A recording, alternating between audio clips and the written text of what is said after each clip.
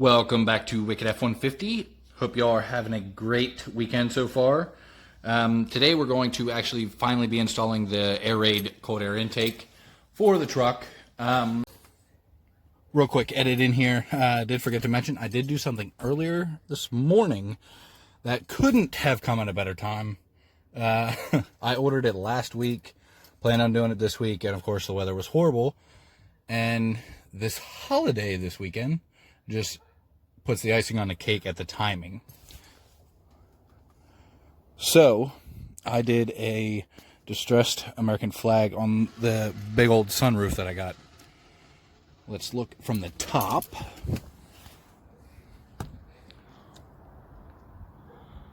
I love it already. That was a pain in the ass to put on. No ifs, ands, or buts about it. It was a horrible pain in the ass. Just because I was outside, can't fit in the garage to do it, and it was windy today. So it was I could have killed somebody. But it's on, and I love it. From the inside again, and of course I will put the link in the description for this and the intake. And for anybody asking, this one, I don't know if you can tell with it being dark, but this is white, of course on the outside, but from the inside it also looks white. I will put the link. You can choose quite a few different colors that you can get, so whatever, if you want it to match your truck or however you want it. But the link will be in the description along with everything else. Every mod I've ever done will always be in the description. If you have any questions, comment. See y'all later. Of course, if you watched the last video, we finally did a tune on the truck, but of course it was just the canned tune, the generic one that comes on the tuner device. And it was 5-Star is the company to tune that. So when you go to 5-Star and try to get a custom tune, you of course have to input your vehicle information in there, which would include tire size, if you've done an exhaust, intake, anything like that, any changes that they need to know about that will affect the tune. Of course the exhaust has already been on there, but I knew I was going to install this intake, so I went ahead and put on there that it has this intake, so that way I didn't have to get a revision later. Well, they were super fast with their tunes. I think I did it Wednesday. I think it was Wednesday. I ordered it on their site at 10 or 11 o'clock, and I had them by 3:30 that afternoon. So I had to wait on this to show up. This actually showed up Thursday, but it was cold as shit Thursday and raining. And then yesterday, just didn't have time before it got dark to do this. So we are doing it today. Opening the box, of course. Now this Airaid intake is the MXP Synthemax Dry. I did not get an oiled filter. I don't want an oiled filter. I wanted the dry filter. But this actually replaces the whole thing. This piece here is actually the cover, because you can take this off and have it as an open intake instead of closed, which of course we will test that out, but at first it is going on closed. Then of course directions and everything like that, but it replaces everything. Not only the intake and the box and the tubing, but the underneath side and everything. And the inlet there on the top of the engine itself, right there at the front, it's also replacing that. So let's go ahead and take a look at the paperwork that was sent along. Of course, the instructions, all the parts and pieces that come with this. Instructions on the backside, which says to disconnect the negative side of the battery, because you have to disconnect your temperature sensor from the stock. And I believe this intake, you put it back in on this tubing. Yeah. So you put it back, your stock one, back in this one, so it reads the exact same thing. You don't, to use this intake, you don't need a tune. Some intakes, once you swap them out with your stock, you have to tune it. This one you do not. They also send a graph of the supposed gains from just swapping out to this intake from your stock. No tuning, no nothing, just this. So it says for the 2.7, 25 foot-pounds at 4,300 and 24 horsepower at 5,200 for the 2.7. At the 3.5, 35 foot-pounds at 4,800 and 33 foot-pounds at $5,000. And that is it, just for the EcoBoost itself. Of course, it didn't. Now I don't have a 3.5. I guess they just send that along, but I guess they don't send one for the V8. So those are your paperwork. Whether we actually will see those gains or not, I don't know. I'm not dynoing it. But like I said, I will be testing the 0 to 60 just to see how much more power it gets, which I will add in stock. I told you guys I would do this. Stock 0 to 60 was 7.65. Yeah, 7.65. Now, that's not in sport mode. That is just regular driving, in drive, normal mode, stopped, no revving it up, nothing. Just a dead stop, hit the gas and go. 7.65. With the generic can tune, I did it yesterday on a flat road, same thing, and I got 6.6 0 to 60 with just the can tune. Halfway through a tank of gas to see how it affects the mileage, and I have been stepping on it a little bit more, of course.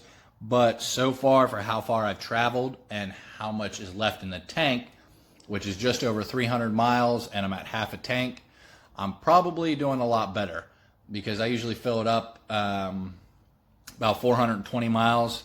At a quarter tank is when I fill it up, and I still have a quarter tank until I get there. So I'm pretty sure it's doing a lot better on gas mileage as well. But let's go ahead and install this. Of course, like I said, I will test 0 to 60 with this and the canned generic tune. I will remove the tune, do a 0 to 60 with this on a stock truck, and then, of course, put the custom tunes on and give you that number as well. So, yeah, it's not a dyno graph, but at least you get your 0 to 60 number on a real world in every possible fashion you can do. Stock with just an intake, with just a can tune, with this and a can tune, and a custom tune. But let's go ahead and get this installed. All right, for your battery negative, of course, you don't have all these extra wires if you don't have aftermarket wiring. But you just need to remove this bolt here, or the nut itself, and just pull the negative side off. This will be a 10 millimeter. And then once that is done, then, like I said, you have to remove your sensor, which is this piece right here. You take that out of this tubing, and then you're going to have to undo these clamps. This one here, this one, and this one down here. These two are 7 millimeter, or you can just use a flathead. I'm going to use a 7 millimeter because it makes it easier. This one I would assume is the same thing, but it's on the back side and I haven't looked at it yet. But it's replacing the tubing from here, here, and then this whole box, this whole thing here, is getting replaced. Let's get it done. All right, so I already noticed something with the instructions. Now, this isn't a huge deal. You should immediately notice the problem. But, of course, went from the battery to loosening up the clamps here. They're loose, if you can see it bending. Okay, and then of course you take out the clips here, because on this one you replace this piece as well, and then you got to remove the bolt here because you're removing this whole air box. Now on the instructions it says this is an 8 millimeter bolt. It is a 13 millimeter bolt. That is way off. But like I said, that's why you should immediately notice that that would be wrong. But just want to clarify, 13 millimeter, not 8. Now, that's it. So, battery, sensor, of course, on the back side, which I will show you guys here because I didn't do that. This is the sensor. It is connected right there. You just twist it out like a headlight bulb, and then you pry. It's connected here and here on the airbox itself. You just pry them up. They're just these little push clips there. So you just pull that up, put it out of the way for now, And now we can remove this whole thing. So all it is pulling these hoses apart now that they're unclamped, and pulling it up out. All right, so I found something else that one is a discrepancy on the instructions itself, and a discrepancy because of that within the parts supplied period. I had to make a run to O'Reilly's. It's the closest store. It's like a minute down the road. So right here where you put the adapter onto the airbox itself, that it is supplied, both pieces. The screws that they're telling you to use are these little tiny ones here. I needed to use these big ones here. So, side by side, that's kind of a problem. And you only get one of the screws that are that big. It's a 1/4 by 20. You only get one of those. So I had to run to O'Reilly's and get another box. So there lies the problem. But that, so far, is the only issue that I have found. But you go ahead and you put the filter in and everything else. Let's just, since these instructions seem so pointless, I have not put it all together to be able to show you guys. But this is the adapter piece that I'm talking about, and it screws on the other side, which you would be able to see if I didn't already put that rubber piece on. Oh, you still can. So those are the bolts that I put in. This is the one piece. Of course, it's on the back side. It's just a hex head that they supply you. But these bolts here for the lid, or these slots, are also the 1/4 by 20, and not the smaller ones, these. Tell me how that little thing is supposed to fit in there. But whatever. Anyway, so you put this in, 3 bolts and washers, screw it into here, make sure it's tight. Then you take they give you a grommet for the mounting point to the truck itself for the 13mm, not 8 like the instructions say, and a spacer for the bolt itself. You insert that, then you put together the inlet piece. You slide it into the slot here, into the box itself, screw it in. One thing I don't particularly care for is it's just these 2 screws up here. There's nothing on the bottom. Now you can see it's well inside, but I mean, it's not really moving. But I just, you know, you're sitting like this, it's bolted at the top, it could slide out theoretically. But of course it is clipped here with new clips they supply you that they want you to use per the instructions. But that's it. You grommet 2 screws and you put the whole thing in the truck. Then you put these 2 push clips in. You take the 13mm bolt and connect the box itself back to the frame of the truck. Then you put all your clamps on. Now, of course, this one is already on. This one is for the tubing to connect to the airbox, and then the filter inside. This is the biggest one with the 2 biggest clamps for it. It just slides over top. And how you tighten these clamps, of course, flathead. Now, the factory clamps were a 7mm. These are an 8mm. But you can do the orientation any way you want. I chose to put them this way so I can come in this side and tighten them or loosen them. But you could, of course, have it this way, whatever angle you want to put it at. If you want to hide them on the bottom so you have a hell of a time getting them loose and tight, then that's your preference. But then, of course, the tubing itself, you put the rubber piece on the top and the clamps. Of course, make sure you put the clamp on first, then put the rubber on. Same with this side. And now we are going to connect the tubing, these two to the factory, this to the new air box, tighten the clamps down, and then it will be installing the new giant filter. Let's do that now.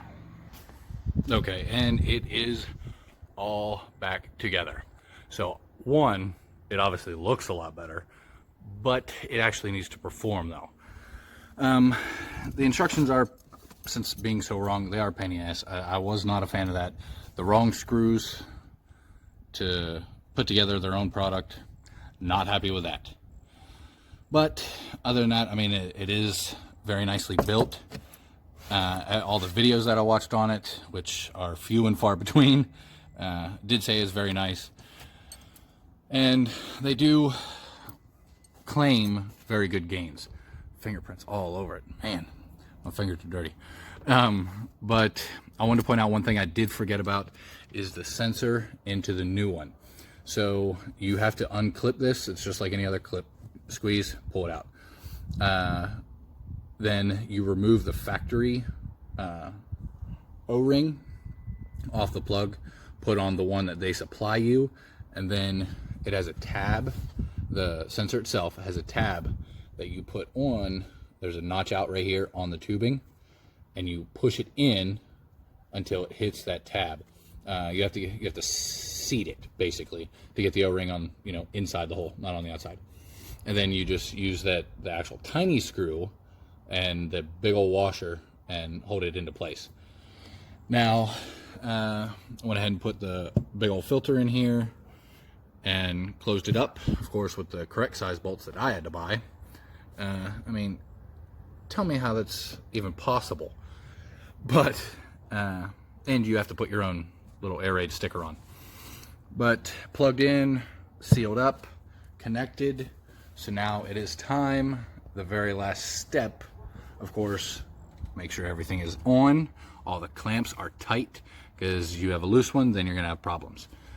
They are all tight.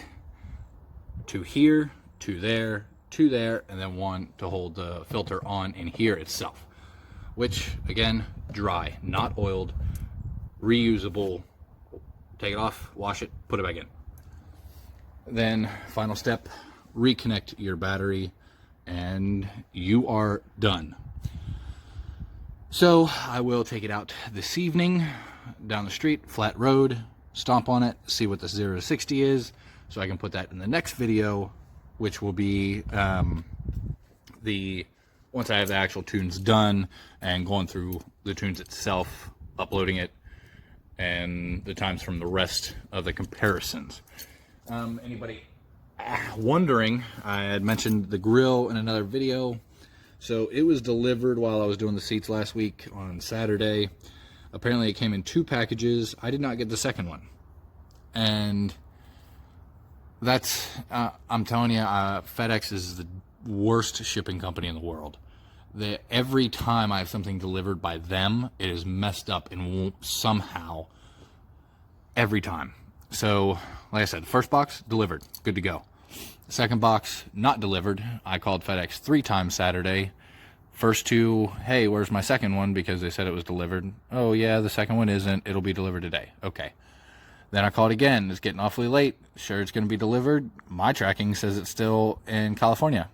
Nope, it's not. It's in Oklahoma, you're good. It's gonna be delivered. Then I get a notification that a delivery attempt was made while I was out front working 2 hours after the first one was delivered. So bullshit, no it wasn't. Long story short, I've called them every day, they lost the package. So contacted the seller and they're going to be sending another set out, another package. So hopefully I will have that this week and it doesn't get lost, and this coming weekend I should have it in time and actually be able to do it then. So we'll see. But stay tuned. Hope you all have a great weekend. A wonderful Veterans Day. Don't forget why we're celebrating this day.